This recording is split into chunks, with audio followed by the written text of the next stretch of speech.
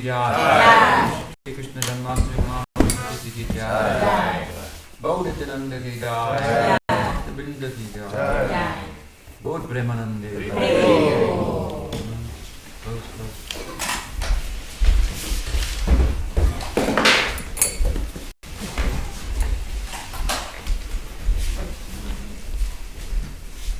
So we continue our discussions, and I mentioned that we want to turn now to the Leela, give us some philosophical ground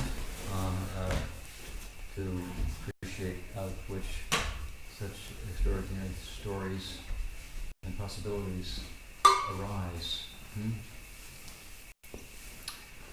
The ground begins to say the Leela, the dust of the Braj, the dust of Braj is,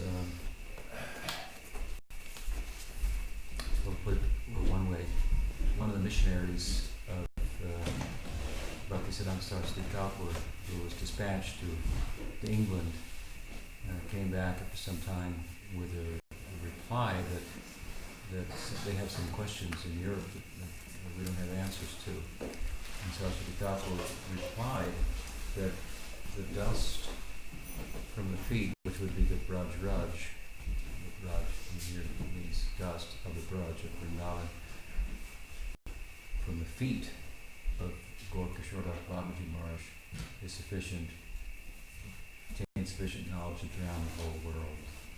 So that was this conviction, the idea again, of course, being that the Leela of Krishna is really grounded in transcendental knowledge. Sri Ramakrishna wants to give the example that the United States is the largest military industrial complex, but you don't see its cannons and rockets and power and so forth. That's all out of the way so that there can be peaceful commerce. So Vrindavan is like that. It has all power, but the power is suppressed so that there can be freedom of social intercourse and love and intimacy and so forth. However, should the United States, in our example, be attacked, then rockets and everything will come out of everywhere. And similarly, when even the young, uneducated village girls of Vrindavan come to this world, in their sadhaka dehas, as the Goswamis, we find that they have enough knowledge to drown the whole world. Nana Shastra Vicharana Puno Saddharma Samstapako Lokam Hitaparana. Not only they knew the sacred texts comprehensively, but they explored them and wrote about them in terms of their essence, what we call really the Bhakti Shastras, out of a compassionate heart for the people of the world, with nothing to gain, with no necessity of their own. So their Bhakti Rasa for Krishna, in a sense, manifested in this world in the form of compassion. You have to pass through compassion to enter into rasa. Compassion is the low end of transcendental love, high as it is in this world. You have to pass through that and become broad-minded and kind. Jive doi Krishna nam, Bhaktivinoda Thakur said, Sarvadharma Sara. The essence of Dharma is kindness to all beings, and Krishna nam, Sankirtan. So, a little knowledge we explored underlying the idea of the descent of Krishna. So now we go to the Leela itself. The Gita we spoke about from is, as I like to think of it, as a kind of theological, what would you say, preface to the Bhagavatam. The Bhagavatam is a theological sequel. In other words, the theology that's found in the Gita is fully developed in the Bhagavatam. Bhagavad is the most famous of all of the, outside of the Gita, there's a wide circle of influence of the Bhagavatam amongst the Puranas, it shines in ways that we can today, without using any of the arguments of Jiva Goswami that he invoked in his time in Satsandarbha. The preface to the Satsandarbha, of course, is the epistemology, so how we know what we know, and he turns to the sacred texts and says that this is a comprehensive way of knowing. If you want perfect knowledge, you have to have a perfect method. And our material faculties are imperfect in terms of arriving at perfect knowledge. Our senses are imperfect. Our reasoning about our sense experiences may not always be correct, and so forth. And we can really only understand our own experience of the world, not the world in its virgin condition. Cannot be really going to penetrate that level even of the world. So, I don't want to get too far across here in a philosophical tangent, but those are.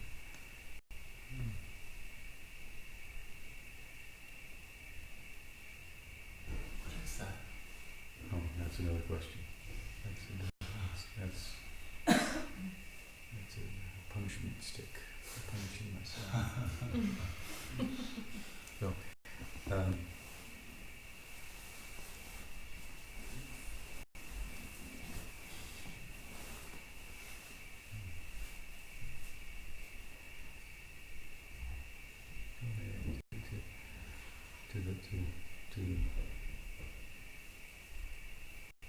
to the Leela, the Bhagavatam, I was saying, is the sequel theologically to the Gita, and its excellence is such that without invoking any of the arguments of Jiva Goswami in his time, by which he sought to establish how we know what we know and turned from sense perception and reasoning to revelation, and within revelation there's a long argument as to how the Bhagavatam is the central hub around which all the sacred texts of the Hindus orbit, and which are understood in context, in relation to.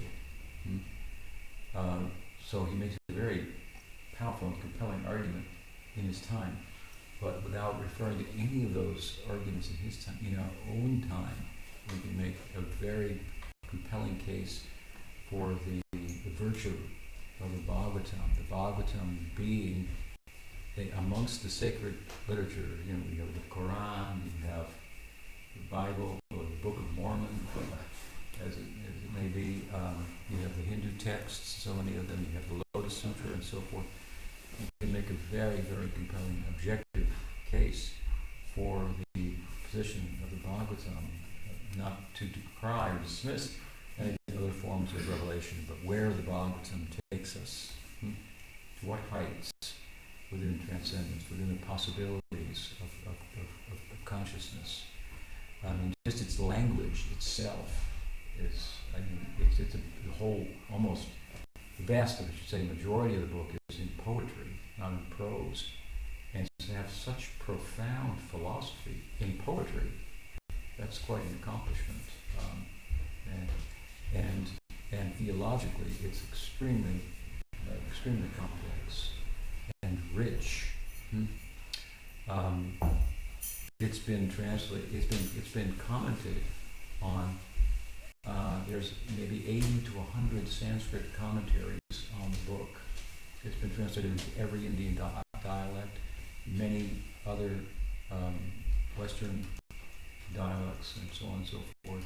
And it showcases an aspect of the Godhead, the very heart of the Godhead, such that it affords us a view into transcendence and the perfect object of love that enables us to bond with that object of love, with all of our human emotions. This is a very interesting point.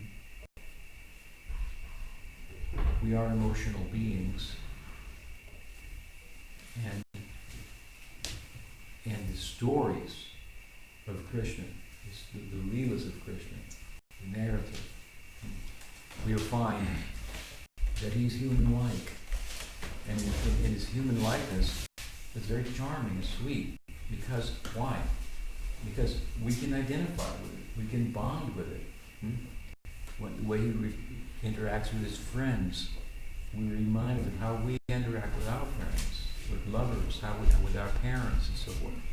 The whole complexity, if you will, of Bhakti Rasamrita Sindhu or Ujjvala Nilamani, with its descriptions of the nuances of rasa and so forth, can very easily be understood simply by looking at human life and our human emotional life. When we hear, therefore, something Krishna acts in such a way it's human-like, that's the high point in the discussion. Everybody feels good about that. Oh, there it is. We bond with him, we make a connection.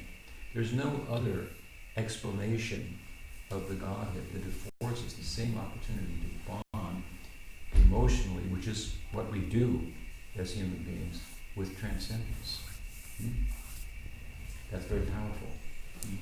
And even if we don't know the tattva, the philosophy, which can, be a little heady and hard, like abstract and so forth at times, but if we hear the stories about Krishna, spoken, described to us by qualified persons who have, like the Goswamis, no ambition other than to help us, other than to serve us, out of compassion, out of kindness, out of the overflow of their own enthusiasm for the subject. These stories will cause us to bond with Krishna and to create a samskara, bhakti samskaras on our chitta, which will find us in due course with a favorable wind that's driving us, spiritual practice, which may take us through a few lifetimes to attain the ideal of entering in the Leela itself. So, to the Leela we go. It's said. What's the time?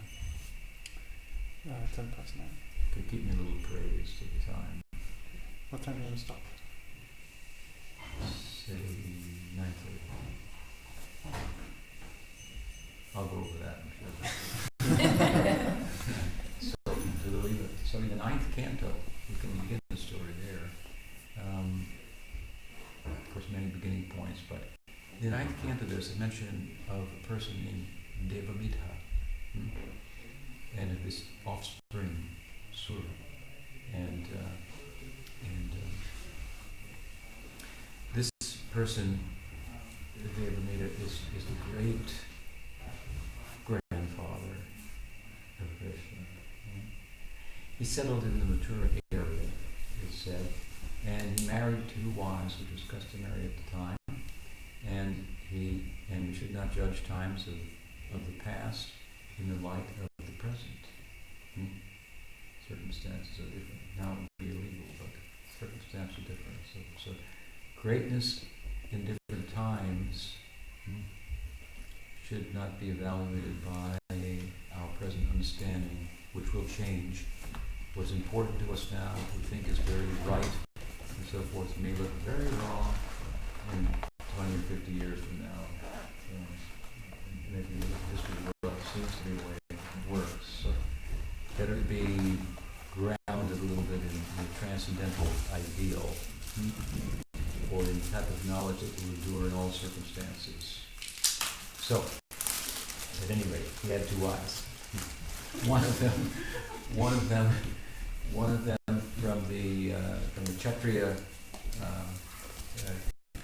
and from them 2 offspring. One Sura, the other Parjanya. And our concern primarily is with Parjanya. Sura, on the other hand, the son of Devamidha from a Kshatriya wife. In turn, that son gave birth to Vasudeva, who married Devaki, who became famous as the mother of Krishna. She became famous as the mother of Krishna, but somebody else was the actual mother of Krishna. We'll get to her. And how she was fine with that. Let everybody think, please stay with me, son. As long as I can have it. I'm raising myself. So, we are concerned, as I say, more with Prajanya than with Sura and his son Vasudeva and Devaki, because our interest as Gaudiya Vaishnavas is in Swami Bhagavan, which means Krishna standing next to Radha in Vrindavan. That is the full face of Krishna. As much as the object of love, Bhagavan, as we were speaking earlier today, corresponds with the love of the devotee.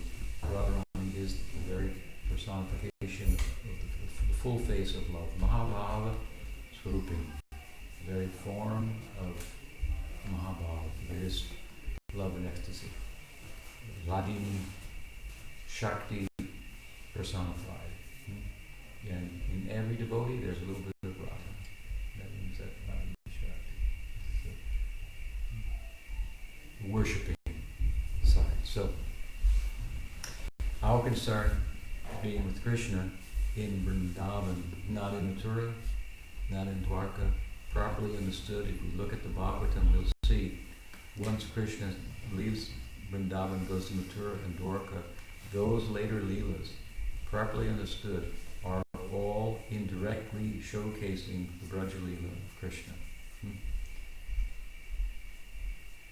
And the love of the inhabitants that is such that we can understand Krishna's presence in Vrindavan is more so or more prominent in his apparent absence than it is in his apparent presence in Dwarka. In other words, in Dwarka, in the metropolitan leelas of Krishna. There he has so many queens and so forth and so on. He's kind of physically, if you will, present there.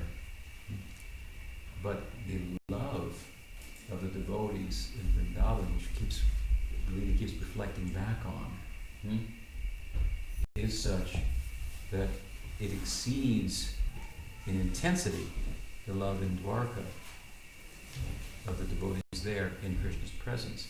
And therefore, wherever there is more love of Krishna, Krishna must be more present there, even though he's apparently invisible. His invisibility, if you will, having apparently left, is for the purpose of showcasing the intensity of that love and asserting, as the Bhagavatam does, that this is the ideal that it's putting forward. It's putting forward Samanda Rupa Bhakti. It's putting forward Kama Rupa Bhakti. That means Dasya, Vatsalya, Madhurya, Sakya. Dasya, Sakya, Vatsalya, that is Samanda Rupa. And Kama Rupa, Madhurya. These are the centers of the Bhagavatam. Really, there's a Vatsalya Rasa center, there's a Sakya Rasa center, there's a Madhurya Rasa center, which is the center of the center. And Dasya pervades them, of course, as well. They're all forms of service. You have your Damodar Leela, several chapters. This is the Vatsalya Rasa center. You have the Brahma Vimohan Leela and the Dinakasura Leela. This is the Sakya Rasa center. And you have the Rasa Leela, 5 chapters, Rasa Panchadhara. This is the Madhurya Rasa center. These are meant to give samskar for certain types of bhakti, to showcase the feelings, the rasas, possibility of loving. So, we are interested in this, Braj Krishna. In our Sampradaya, we have 2 prominent influences. What determines what kind of love of Krishna we'll have? Well, it's no different than what determines what type of material love we will have. It's association determines it. Karnam guna sangasyo sarasabhyonam. As you associate, so you become. So that's what tatasta means, which is a name for the Atma, Jiva. It's marginal. It is of a certain nature that lends itself to nurture. If it is nurtured by material nature, it develops a material personality, sensibilities, and so on and so forth, which might be called malnutrition, malnourished condition. If it is nourished by the spiritual environment of bhakti, Swarup Shakti, in relation to that, it can develop a spiritual personality. And that, as we learned earlier, that comes to us through the Guru Parampara. Our Guru Parampara, our Guru, our lineage is founded by Gaura and Nityananda. These are the founders of Sampradaya. Chaitanya Mahaprabhu and Nityananda Prabhu. And so the two sentiments prominent in the Sampradaya. Madhurya Rasa, Chaitanya Mahaprabhu pursuing the Sakya Rasa of Nityananda Prabhu that he can't get away from. In the context of it, he moves to promote Chaitanya Mahaprabhu and what his pursuit and descent is about. But inevitably some people are touched by that influence as well. So we see Sakya Rasa, we see Madhurya Rasa, primarily the Madhurya Rasa. These two windows of opportunity, the lineage presents to us. And so in each case, of course, this is about Braj Krishna, Vrindavan Krishna, two-handed Krishna. Dwarka, sometimes he has four hands, sometimes in Mathura, Hastinapur, not in Vrindavan, not before Radha. In Gita Govinda of Jadaved, Krishna disappears from the rasa play with the gopis. And of course they go after him, and while they're searching for him, he appears before the gopis, four-handed, and they say, can you tell us which way Krishna, the two-handed Krishna went? They're not interested in him.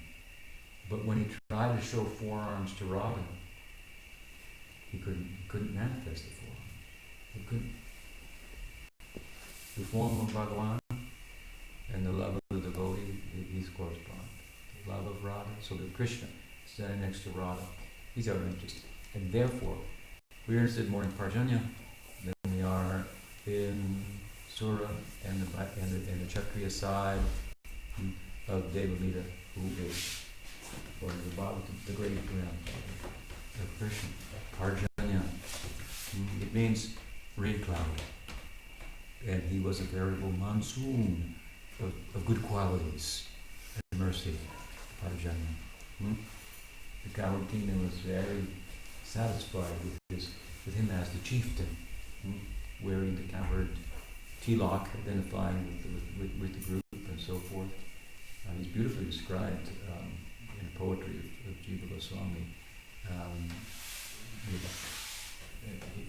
who brings out Dhruva, Prahlad, Bhishma.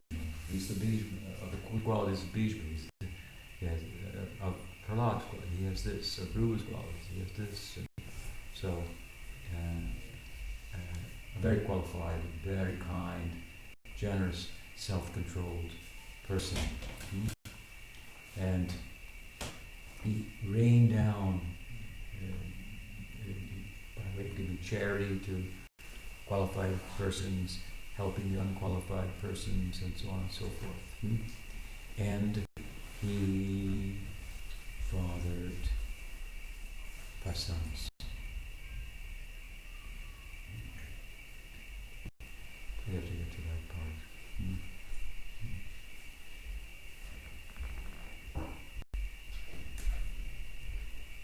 He fathered 5 sons. He ruled over the cowherd kingdom of Vrindavan, which is kind of the rural area connected with the city of Mathura. And as I said, he was the offspring of a Vaishya mother. So it said, I'm not Jewish, but I've heard it said that if your mother's Jewish, you're Jewish. And it's saying like that. So if your mother was a Vaishya, you're a Vaishya. So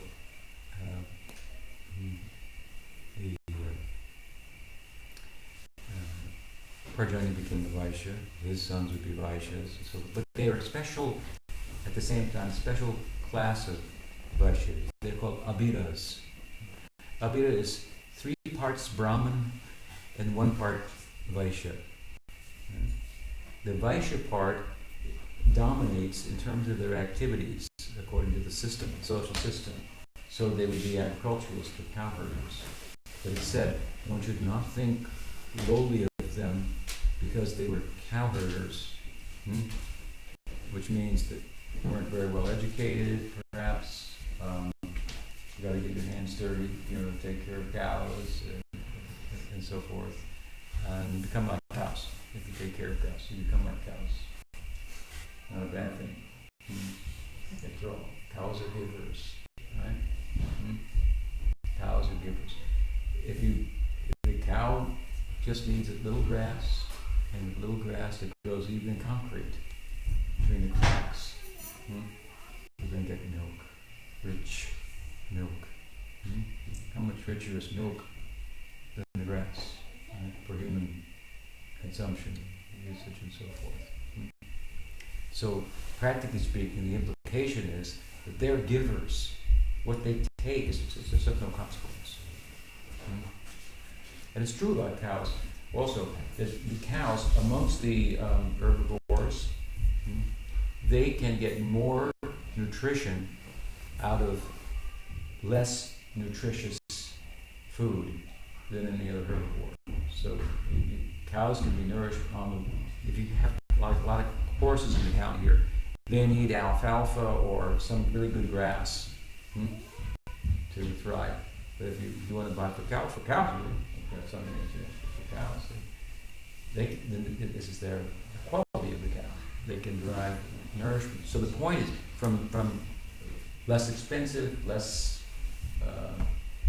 otherwise nutritious food.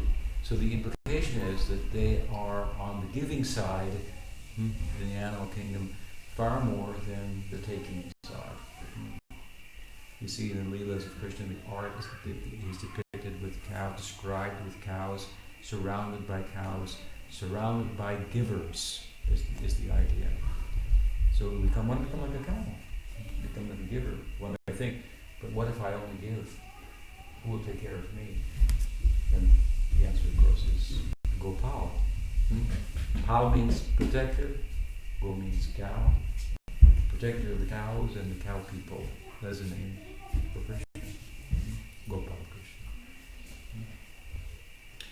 So, Bharjanya was of the Vaishya class, and they were Abhiras. Although there were 3 parts Brahman, 1 part Vaishya, the 1 part Vaishya determined their activities, and so they were kind of nomadic within a certain area, moving, that means to say, with the needs of the cows. As the cows need to move for grazing, then they would move with them. And this is also a nice, in Gopal Champu, in the beginning section, Jiva Goswami gives a unique definition of Braj. Braj is the name for the area. But he gives the translation, all things possible. And an area, a land of movement, where there's movement. Movement, as I say, with the cow. In other words, in bhakti you have to be ready to move. You sit. In Gyan you can sit, but in bhakti, don't sit. You have something to do. If you want to stop giving, that's a good idea. But the desire to take could surface again. It's possible. But if instead of not taking, instead of not taking, you start giving, that's a much more comprehensive way to do away with the taking tendency. You understand? If I'm a thief and I stop being a thief, I won't steal anymore, that's one thing. But then if instead of stealing, you start being charitably disposed, and a philanthropist, and an altruist, and so forth, then you reverse out entirely, you understand, the taking tendency for the giving tendency in such a way that the taking tendency won't rise again, because after all, giving is the getting. That's the secret of life. Life proceeds through through sacrifice, progressively. Not by taking, but by giving. When you give, you get something. You cannot hold it up and show it to everybody. See what I got? I gave and I got. Then you haven't given. If there's nothing tangible that you can show, but you glow, nonetheless, and have grown as you will by giving, it will be apparent to others. She's got something. I want it. What is it? It's the giving itself. This is what bhakti is about. Ananya bhakti, aitati bhakti. We shall invest in the bank of service. Don't ask, when can I withdraw something from myself? Just keep giving. If you keep putting money in the bank and you never take it out, you go, well, how am I going to live? Interest will come. Suddenly you start getting checks with interest. By giving. So, this is Vrindavan, land of selfless giving. Everyone accepts universally selfishness is unbecoming. We are simply playing that out. If you want to give up selfishness, the converse of that is not just selflessness, but selflessness in the context of serving.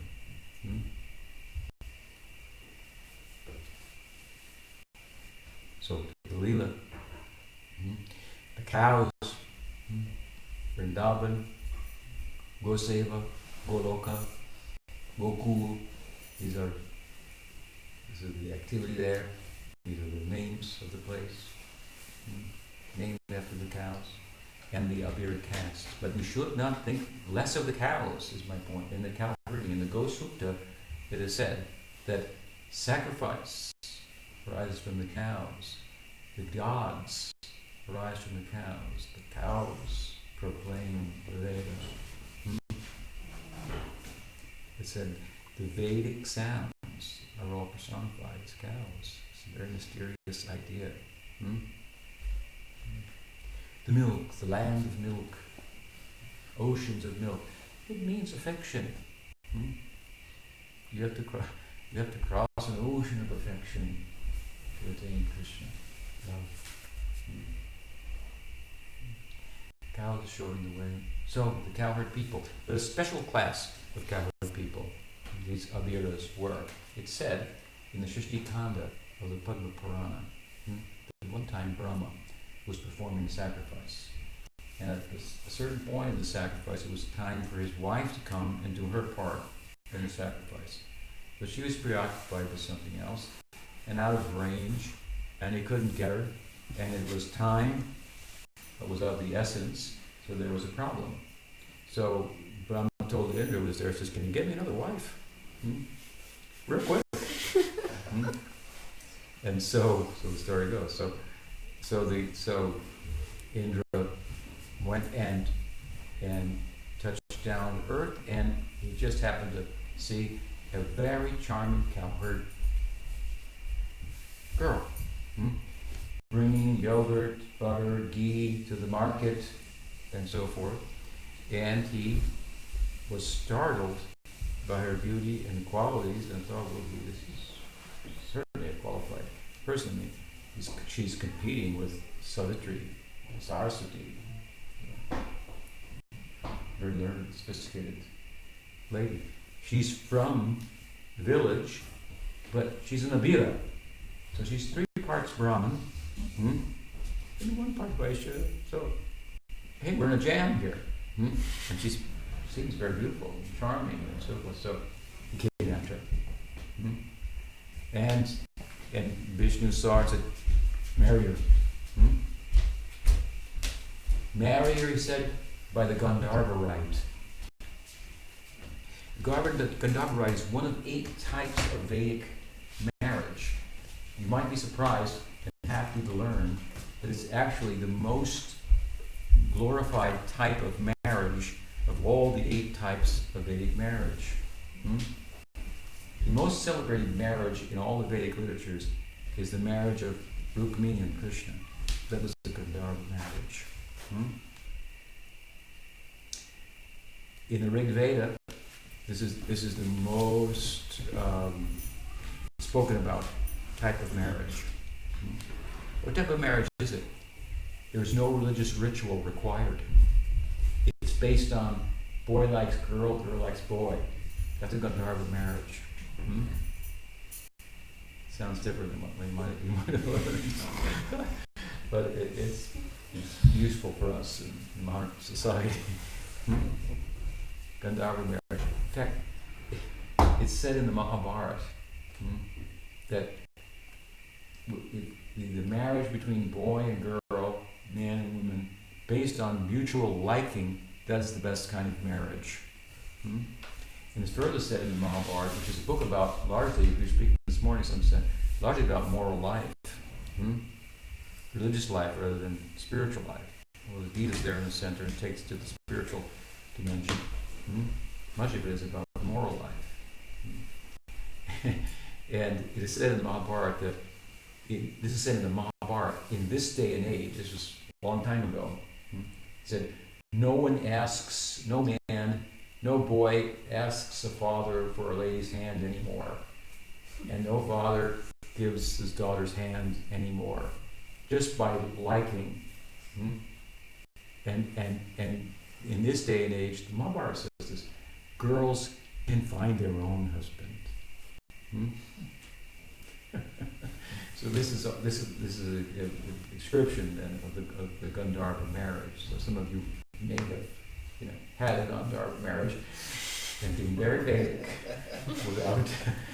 without realizing it. It also goes to show the pliability, if you will, of the moral life, which is a relative good, a small g good. We try to make a capital G good out of the moral life, and it's impossible, because as you press down here, it comes up here, and that's just the way of the world. There's no way around that. The whole moral life, as we said this morning, you can become the most moral person from the Vedic Dharmic point of view, and end up as a Brahman. And what does Krishna say about that? Brahma and the residents of his planet. Brahma Bhuvanaloka Punaravarti. They have to die. Up to the Brahman's planet. They have to come down again. So how good is that? You can be good, but it may not be good. It may not be good enough. It may be good enough because it doesn't answer to the real sensibility of the human, that I should live forever. No one else is thinking like this. Humans are thinking like this. We should live forever. Why do I have these apparent limitations? It shouldn't be so, because what's happening is the self, the Atma, that's eternal, has come to the fore now. Sad, pertain to the subjective realm. The answer to the why questions have to come from consciousness itself. So there must be some source of knowing outside of matter. This is what we call the revelation. Yeah, you have time. Answering to the why question. Yes.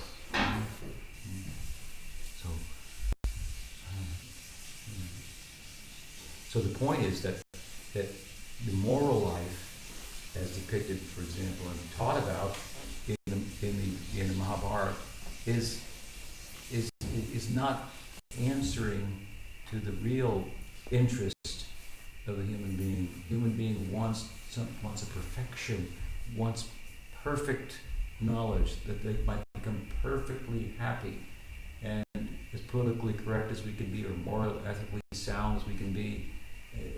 There's some problem.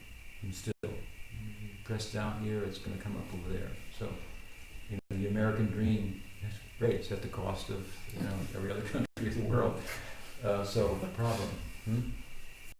So, we have to go within, to the subjective side, right, to find perfection. But the point is that in the pursuit of the spiritual life, the moral life is not dismissed. If we take the moral life as the be all and end all of the good, it will dismiss the spiritual life. But if we take the spiritual life properly, then we find that there is an importance for acting ethically, morally correct, in terms of it being an aid to the pursuance of a higher ideal.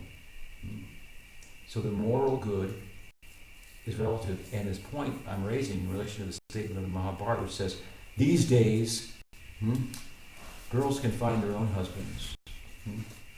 Advocating the Gandharva marriage, it's saying that moral laws change. Moral principles, that's one thing. What the laws are, they will change. These are details according to time and circumstance and so forth. And especially if our ideal is transcendental, we will interpret the moral law in terms of what's favorable for my spiritual culture and what's not. I'll make determinations like this: what's good and what's bad. If it's good for bhakti, it must be good. If it's not favorable for bhakti, it must be bad. I have now, in bhakti, therefore, bhakti transcends the varnashram, where you have the moral law. Bhakti has its own law, if you will.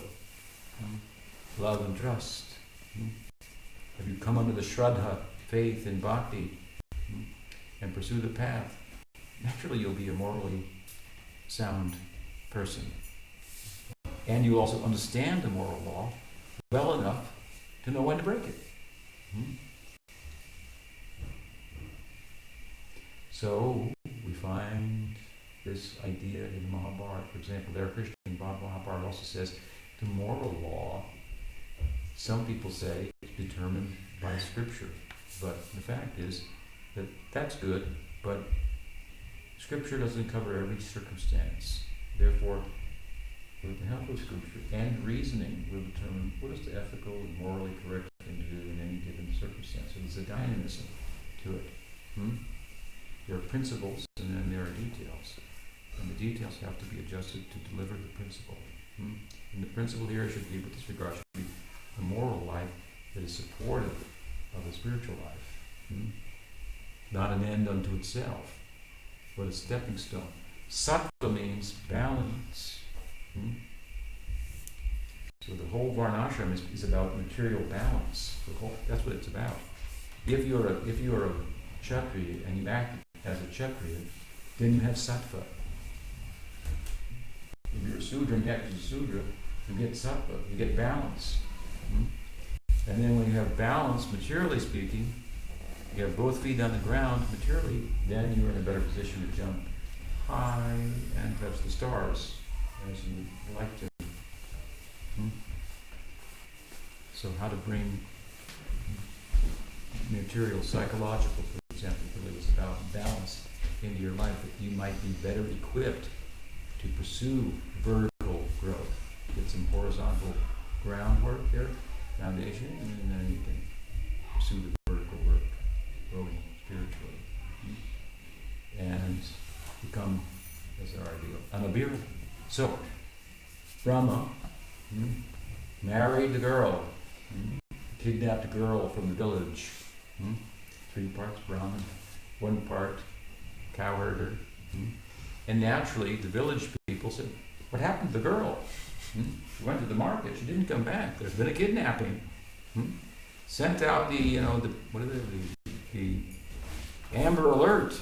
The girl's been from our community has been kidnapped.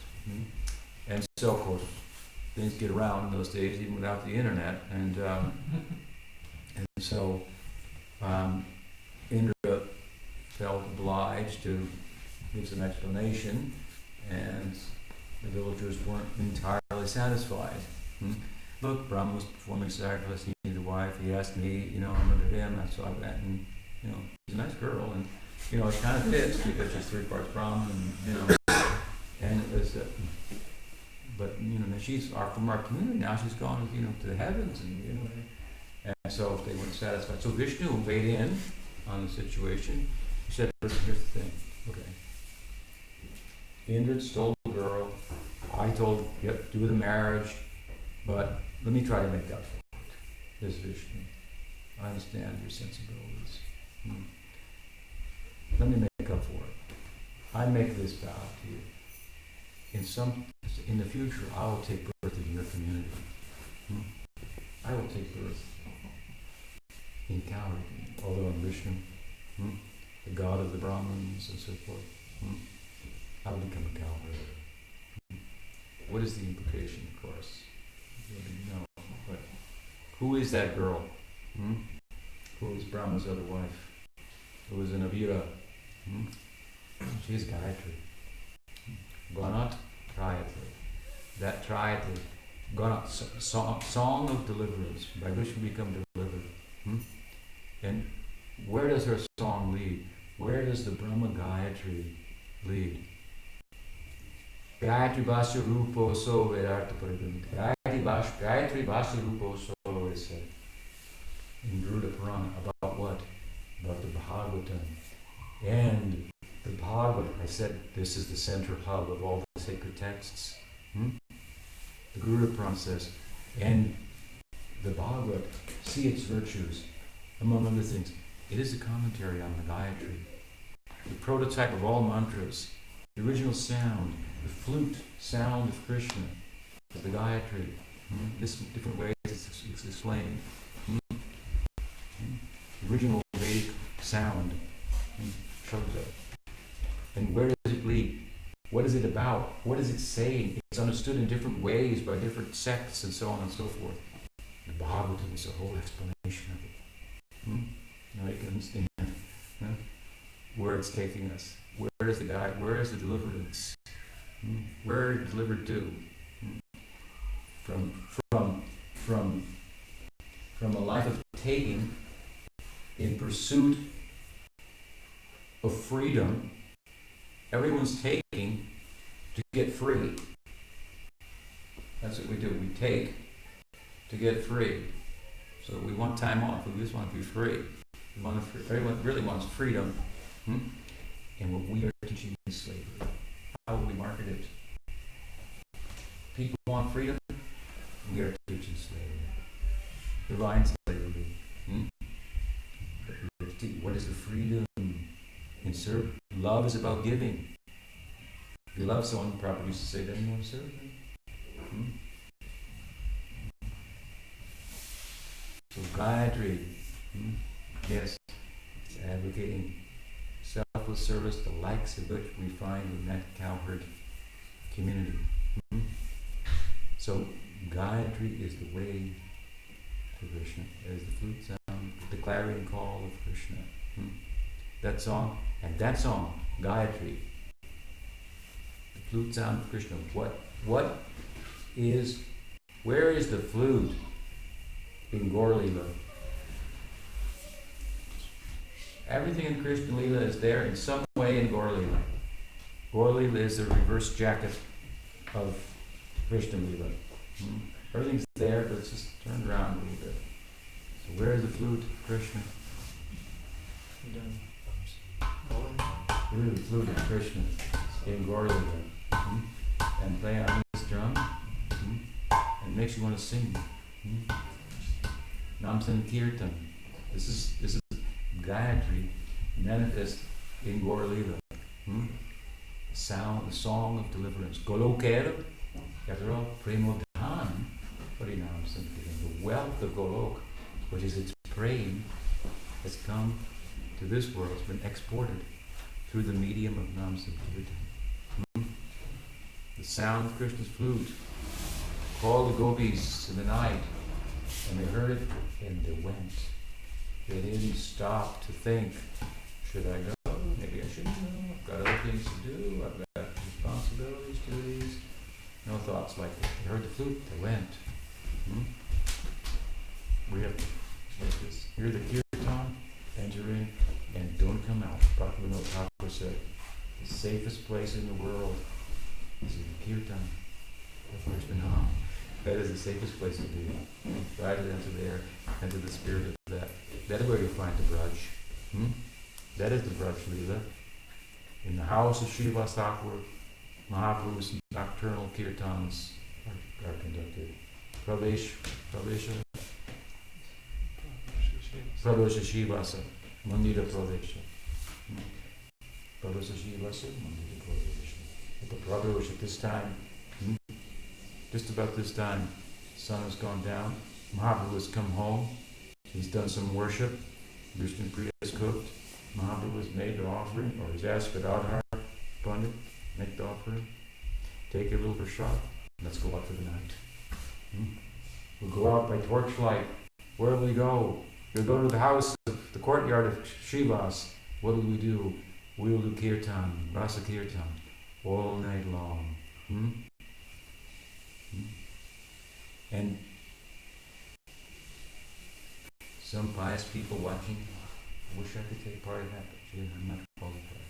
And for them he came out and did his kirtan on the streets and showed his leela, his leaving Navadvip, his taking sannyas, his teaching and so forth, and then entering the Antya Leela. He's going back into the kirtan now, Srivas Thakur, and revealing what's going on there in that kirtan.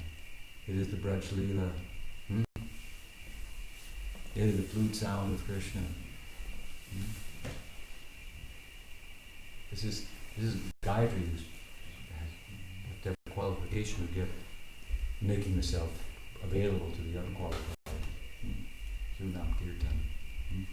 So, Bhagavatam, commentary on Gayatri. It is said that girl, Gayatri, the wife of Brahma, when it happened, when Vishnu took birth in the cowherd family, that's what we're celebrating, right? Janmāṣṭamī. When Krishna took birth in the cowherd family, then she desired to return to the cowherd community as a gopi. But of course she's married to Brahma, so how can she go? So she extends herself. That is Kam Gayatri. And Kam Gayatri speaks in no uncertain terms what Brahma Gayatri speaks about in a more indirect way. A little harder to understand Brahma Gayatri, but Kam Gayatri just comes right out and says it.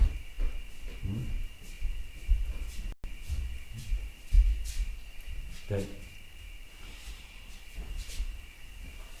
Kamruga Bhakti, Kam Vijay. That is Rasa Leela. Kam Vijay, victory over Kam. Kam means Cupid. Cupid is a problem. Cupid attacked Shiva, tried to distract him from his meditation. And Shiva felt pissed off and looked at Cupid and burned his body just with his glare. So, repression can lead to anger. Right? So he burned Cupid, but that was a problem. Now he's invisible. More difficult. You cannot get rid of Kam by repression, just by knowledge. So many stories in the Bhagavatam to illustrate this point. Subari Muni, he meditated underwater for 10,000 years. You think, wow, that guy's pretty spiritual. Until he saw two fish copulating and he thought, wow. He got distracted. And he ended up in a hole with a harem. Quite a long kind of tangent away from his ideal. The point that the Bhagavatam story is making is that yoga, jnana, these are insufficient unto themselves to rectify, to solve the problem. Only when they're mixed with bhakti can they solve the problem. And if an intelligent person will think about this, then why not just do bhakti, which after all is way easier than yoga or jnana. It's so user-friendly. You can dance, you can celebrate, you can feast, no fasting is required. In fact, I eat a little bit today. And so on and so forth. A feast for the eyes and the ears and so on. So when Cupid then thought, he heard, oh, hey, there's a guy, young coward, he's in the forest, it's like the autumn moon, harvest moon, he's playing his flute, these young girls have come, do I even have to go there?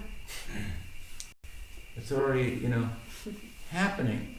But anyway, I'll go and shoot my arrows, my 5 arrows, and influence this sense of sight, ears, taste, touch, smell, so that the two parties, the girls and the boys, they come together, and this is the world, the shackles of the world, the attraction.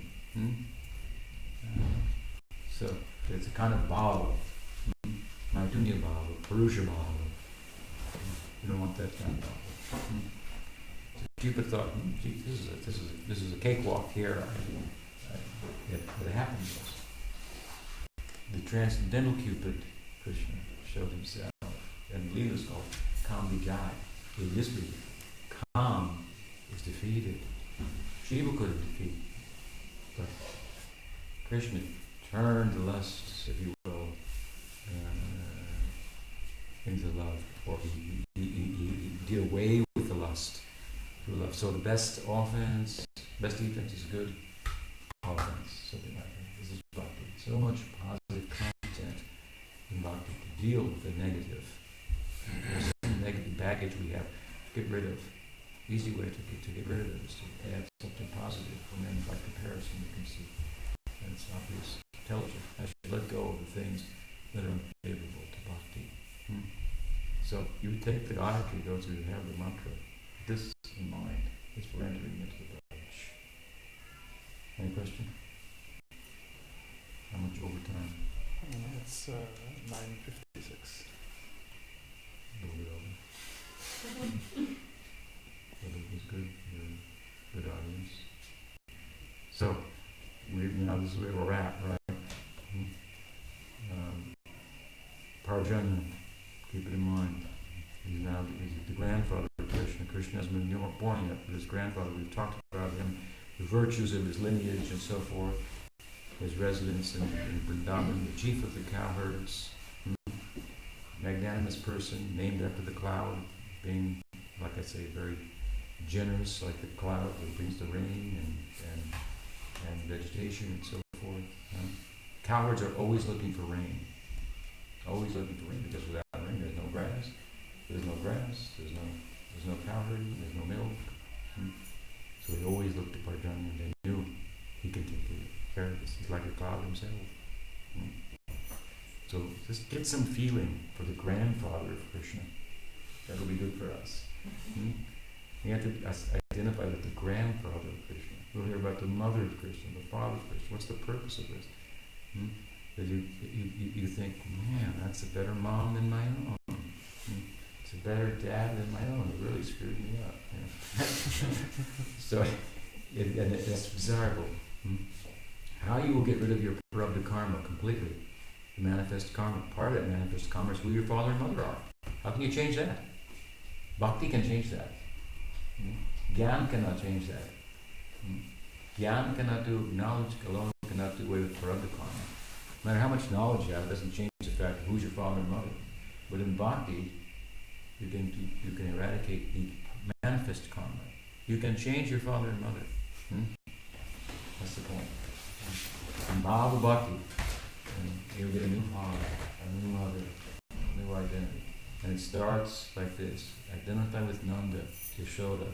They are the principal mothers and fathers. Vrishabhanu, Kirtida.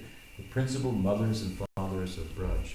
Everybody in the Braj, in the Leela, considers them father and mother, even with their own fathers and mothers, who are exceptional in themselves. They're the full face of Vatsalya Prem. So if you can develop some affinity for them, that would be good for us. This is the way into the Braj, more about which we'll speak in the next session.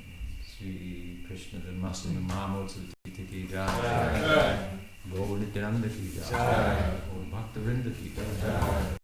Gaur Premanandi. Guru Maharaj ki jai. Kirtan.